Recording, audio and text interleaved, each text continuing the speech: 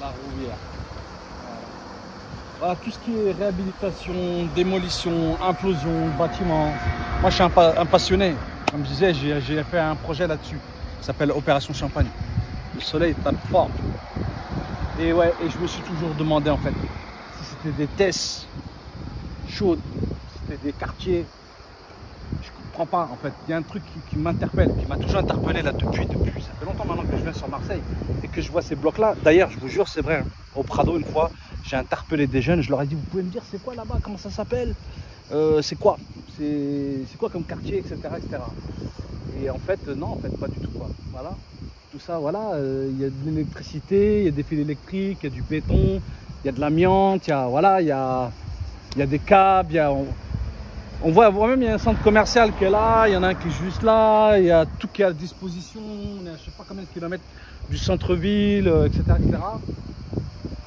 Voilà, et en fait, les gens ils sont entassés, c'est des cages à poules, mais pas de luxe, mais voilà, bien quand même, voilà.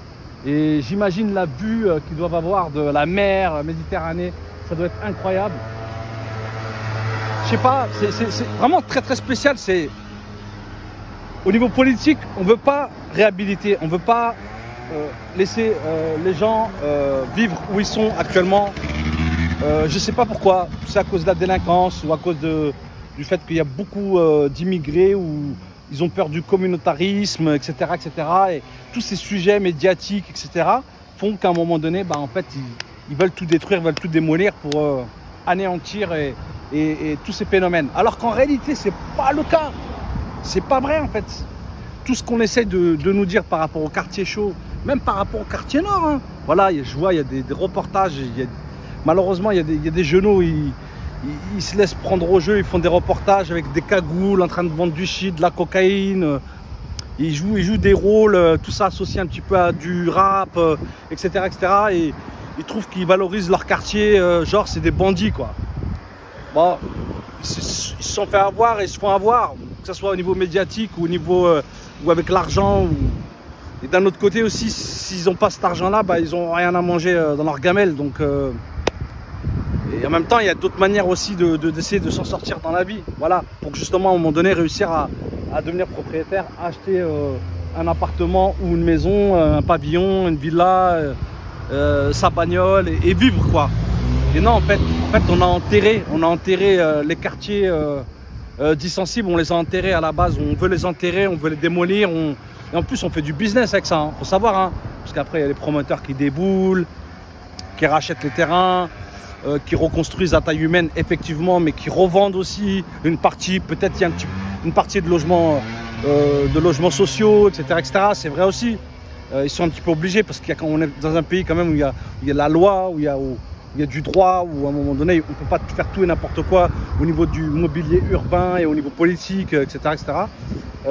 Voilà, là je ne vais pas sortir les textes de loi, etc., etc., parce que c'est pas forcément mon domaine et moi je suis pas sociologue, je suis pas politologue. Moi, je parle par rapport à ce que moi j'ai vécu. Et moi, ce que j'ai compris, c'est qu'ils voulaient détruire les blocs, des gros blocs comme ça, parce que c'était trop gros. Voilà, trop grand et trop d'entassement. On trouve ça dans tous les bouquins.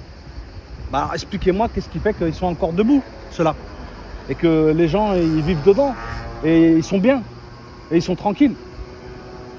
Et ils arrivent à s'aménager des centres commerciaux et à avoir à disposition tout ce qu'il faut. Voilà. Parce que c'est des logements privés, parce que les gens ils payent des factures, parce que je sais pas, ils ont tel ou tel métier et qu'ils ont telle ou telle place dans la société, je sais pas. C'est quoi la population ici? C'est des Noirs, c'est des Arabes, c'est des Blancs, c'est des Asiatiques, c'est quoi? C'est des Pakistanais, c'est des Somaliens, j'en sais rien, des Ukrainiens, j'en sais rien moi. Et après tout, franchement, j'en ai rien à faire. Ce que je sais, ce que je comprends pas, c'est que Marseille, c'est une ville qui est en retard, très très en retard. Et une ville très particulière parce qu'il y a un centre-ville très particulier où justement il y a une concentration de personnes qui viennent d'Algérie, de Tunisie, Maroc. C'est très très maghrébin en fait. La Canebière, le Vieux-Port, etc. Il suffit juste d'aller se promener et de voir effectivement, ça peut être choquant pour une personne qui n'a pas l'habitude. On pourrait se croire vraiment au Maghreb. Ça, c'est la vérité. c'est très très particulier. Le centre-ville de Marseille, du Vieux-Port, il est très c'est unique en fait. J'ai jamais vu ça autre part en France, peut-être un petit peu à Lyon, peut-être aussi, dans certains endroits où c'est très connoté maghrébin, voilà. Mais finalement aussi à Paris, voilà, dans le 18e, du côté de Barbès, etc., ou dans toute la banlieue parisienne, le 91, le 94, le 92, le 77, etc., ou dans les quartiers dans lesquels moi j'ai grandi, où en fait il y avait encore plus de bâtiments comme ça, voilà, entassés les uns à côté des autres, où on a tous grandi ensemble. Et aujourd'hui, il n'y a plus rien. Ils ont tout démoli parce que la mairie, le maire, au niveau politique, ils ont décidé de tout détruire pour prouver à la France, et là je pèse mes mots, hein, prouver à la France que c'est possible de raser ces quartiers-là, les démolir pour faire en sorte que les gens ils puissent aller habiter autre part et qui plus est plus loin, éloigné des centres industriels, de l'emploi, d'environnement scolaire propice où on peut réussir aussi, voilà, pas éloigné à la campagne et laisser livrer à toi-même et mettre 4 heures pour aller au boulot le matin et 4 heures pour revenir le soir, quoi. Laminé avec des salaires avec du SMIC. Donc tout ça, ça se mélange et je trouve que c'est une bonne illustration. Voilà, Opération Champagne, c'est ça mon projet. Maintenant, après, c'est vrai que je pourrais essayer d'avoir une sorte d'éloquence, mais ça ne me ressemble pas. Là, je parle avec mon cœur, je parle avec ma tête, je parle avec mes pieds. C'est un petit peu maladroit ce que je dis, mais je cherche à dire quelque chose. Voilà. Je pense que c'est une grosse arnaque, cette histoire de réhabilitation et d'implosion des bâtiments. Je pense que c'est une véritable grosse arnaque. Et aujourd'hui, et c'est ça l'étude que moi j'ai réalisée, c'est alors qu'il y a moins de bâtiments dans certains quartiers en France, parce qu'on l'a démoli, il y a plus de phénomènes de délinquance et le phénomène de délinquance il est beaucoup plus construit, réfléchi pour ramener de l'oseille. Donc on est passé à un autre stade où c'est en fait beaucoup plus compliqué aujourd'hui. C'est encore plus compliqué aujourd'hui dans les quartiers alors qu'il y a moins de bâtiments qu'autrefois, où il y en avait plein. Et en plus, pour finir, c'est une réalité, c'est-à-dire que on commençait tous à s'entendre, on commençait tous à aller dans la même direction et à réfléchir ensemble et à s'inscrire politiquement et à aller voter, etc. etc.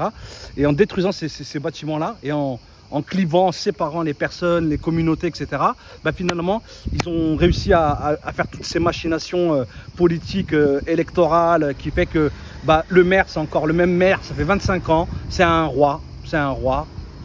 Et voilà, et en fait au niveau politique c'est la même chose. Il y en a qui font 2 mandats de suite en réussissant à maintenir la tête au-dessus de l'eau parce qu'ils ont les pieds posés sur les épaules de l'ex-Front National, parce que j'ai pas envie de dire RN, parce que c'est l'ex-Front National, c'est-à-dire quoi qu'il arrive, il y a une dimension xénophobe, raciste, antisémite, islamophobe, etc., qui est planqué derrière toute cette politique-là, voilà, avec le côté business, c'est-à-dire il faut qu'on fasse du fric sur le dos des petits gens, des ouvriers. C'est ce côté un peu, crevard en fait, au niveau politicien. Donc voilà, et je trouve que c'est une bonne illustration, la Rouvière, voilà. Ah, il y a plein de choses à dire encore, la famille, il y a encore plein de choses à dire. De toute façon, le but c'est ça, hein.